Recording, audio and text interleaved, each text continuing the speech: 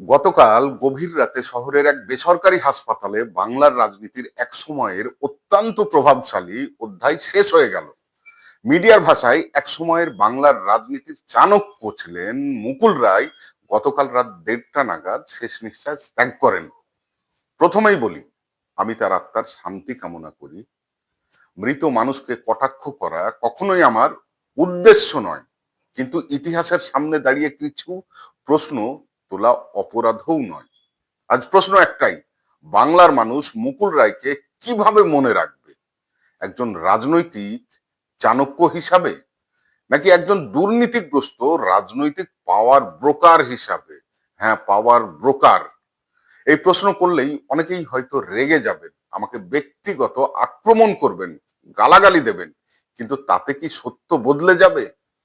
একসময় মুকুল রায় তার দীর্ঘ রাজনৈতিক জীবনের বেশিরভাগ সময় তিনি ছিলেন তৃণমূল কংগ্রেসে, তারপর যোগ দেন বিজেপিতে। বিজেপিতে এমএলএ হয়ে আবার তৃণমূলে প্রত্যাবর্তন করেন। এখন প্রশ্ন হলো, এই যাতায়াত কি আদর্শের জন্য ছিল, নাকি ক্ষমতার লোভের জন্য ছিল? এই প্রশ্নটা আজও বাংলার মানুষ কিন্তু করে চলেছে ক্রমাগত। 2021 সালে তৃণমূল ক্ষমতায় আসার পর যে রাজনৈতিক সংস্কৃতি তৈরি হলো এই বাংলায়, সেই সংস্কৃতির প্রধান কারিগর কারা ছিলেন বলুন তো আপনারা? আর তারা তৈরি করলেন এক একটা করে প্রশাসনের স্তর, পুলিশ, ব্লক, পঞ্চায়েত, পুরসভা, সব জায়গায় তৈরি হলো টাকা তোলার মেশিনারি। এটা হঠাৎ তৈরি হয়নি, এটা পরিকল্পিত ছিল। এবং সেই পরিকল্পনার অন্যতম মুখ ছিলেন এই স্বঘোষিত চাণক্য মাননীয় মুকুল রায় মহাশয়। ভয়, লোভ, ভাঙনের রাজনীতি, এক একটার পর একটার পর একটা বিরোধী দলের এমএলএ, এমপি, জনপ্রতিনিধি কখনো ভয় দেখিয়ে, কখনো টাকার লোভ দেখিয়ে নিজের দলে টেনে নেওয়া হলো। গণতন্ত্রের মানে কি এইটাই ছিল? ভোট মানে কি ভয়?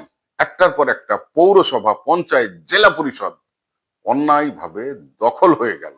ফলাফল, বিনা প্রতিদ্বন্দ্বিতায় জয়, ভোটহীন গণতন্ত্র, নড়বড়ে হয়ে যাওয়া মানুষের বিশ্বাস।